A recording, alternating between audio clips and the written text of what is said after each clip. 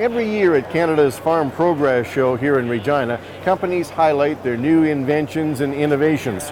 The Never Spill Spout Company from Niverville, Manitoba has come up with a new innovation, the semi-independent seed opener assembly that can be retrofitted for older air drills. I have an air drill at home, and I wanted to always get an independent seed opener so that I get better, more accurate depth control when I'm planting.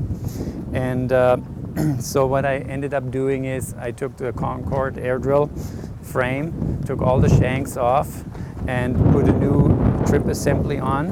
And the spring assembly is a torsion rubber assembly that's clamped around a 4-inch square beam, and that gives us all the pressure that we need to keep the shank in the ground. And to make it independent, depth control, the shank is about 5 feet long and has a packing wheel at the back side. And you can see that the shank is mounted closer to the back than to the front, which means that most of the depth is controlled by the packer wheel. This one is a little bit of an older one, but on the newer ones, I want to have the shank about 3/4 way back towards the packing wheel, which would mean that 3/4 of the depth control is from the wheel, and 1/4 of the depth control is from the frame.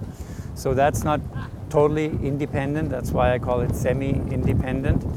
And it has advantages and disadvantages. One of the advantages that if you're seeding, let's say, canola, and you want to go 1/4 inch deeper, then you would lower your frame about 3/4 to an inch deeper to make the seed go about 1/4 inch deeper.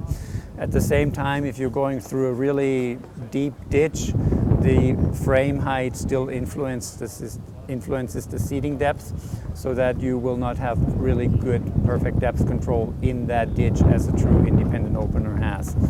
So I made these last fall. We seeded all the winter wheat with it. It worked quite good and felt quite comfortable going into this season seeding all the crop with it. It worked really well on canola this year. It worked good on the grains.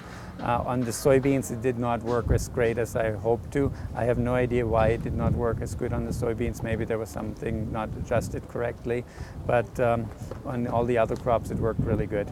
For about $30,000, $40,000, you can retrofit most air seeders as compared to buying a new one, and then you have very, very good depth control.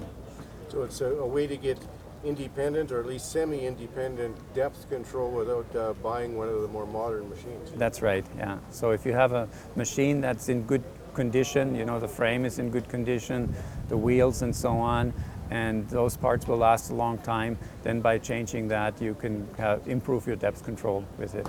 That's right. So what is there's probably a cost per assembly then? Yeah, I'm looking at about $400 per assembly. And that would include the wheel, the orange part of the assembly, and the spring assembly, of course.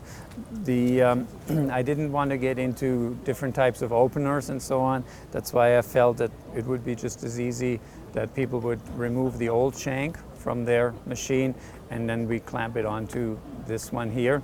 And it has several adjustment holes to make sure the angle is the correct angle that you need to be seeding at. So.